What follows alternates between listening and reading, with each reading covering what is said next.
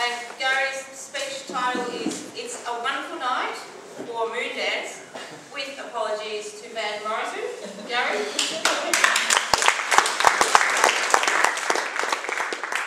Good evening and welcome. May the force be with you and Nanu Nanu. This evening I am going to refer to my calendar and speak about something that appears in my calendar. And here I've turned to the month of February, and no, I will not be speaking about my sister's birthday, which occurred on the 1st, a lovely Pandora bracelet bought for her, nor my mother's that appeared on the 2nd, but instead I will be discussing with you and trying to explain, I hope, some circles that appear not only on this month of February, but every month of the calendar year.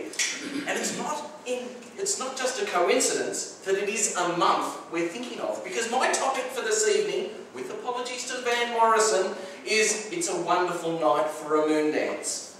Now, just harking back to what circles I'm talking about that occur in the month of February, if you go home and have a look at your calendar, you may see these very similar circles. There's one coloured in nice and darkly, one half and half, a nice clear circle, and then a circle again, half and half. What are they representing, I hear you say? Well, they're representing the phases of the moon. I've looked up at the sky for many a year and wondered, how do the phases occur? I've never quite been able to get my head around that it's night time where I am, and yet the moon is bright and shining in the sky. I understand that it's the sun that's probably causing the illumination to occur, but how does it occur? I'm standing here in the night time. So, on behalf of all of you, I've done a little bit of research. So, stand back and be amazed as we see how geometry interacts with the moon, the sun and the earth to, very predictably, cause the phases of the moon that we see month in and month out. For this demonstration, I will be playing the part of the night sky, and at times I will have my back to you. And for those that find this offensive, I apologise, but if you want to be entertained, have a look. It's on my back. Got a little special saucepan for you. But let's begin our demonstration now of the phases of the moon. I want you for a moment to think the sun is over here. Okay? So the sun is over here, we are on the earth, and this highly prized symbolic representation is the moon. We are the earth, the sun is behind us, and here is the moon. Obviously, when the sun is behind us here, in front of us here, we're the earth, we cannot see the moon. It is completely dark to us. Still, half of the moon is being illuminated by the sun, but we can't see any of it. This is what's referred to as a new moon. So, that's a new moon, you can't see anything in the sky. So what happens then, I hear you say? It begins to move in a left hand, that's right, a left-hand room around us being the earth. So, on the first date you'll see on your calendar.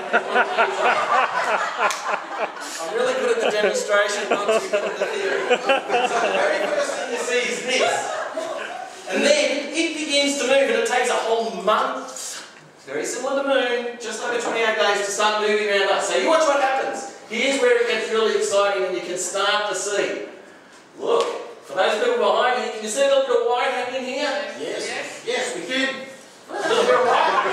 And that's how you begin to see the crescent. It's now at this position here, and it's beginning to do what we call wax. The moon is beginning to become a waxing moon. And this is called a waxing crescent.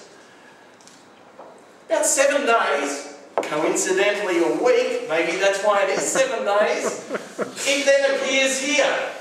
And it's a beautiful moon to look at. You'll notice that the white part is still being reflected off the sun, and this dark part we can't see at all. At this point, it's called the first quarter moon.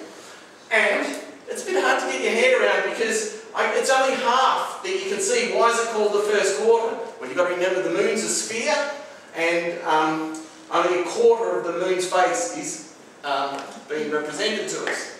It then continues along its journey, and let's stop it at this point here. These people here are getting an ideal. No, not here yet.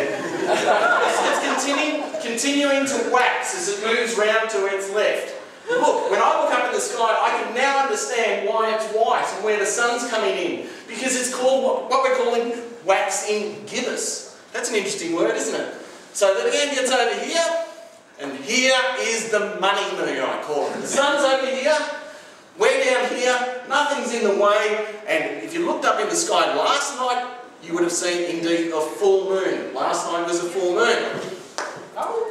But then continues on its journey. It's been getting bigger and bigger in our point of view till it got here. It's now beginning to what we call wane.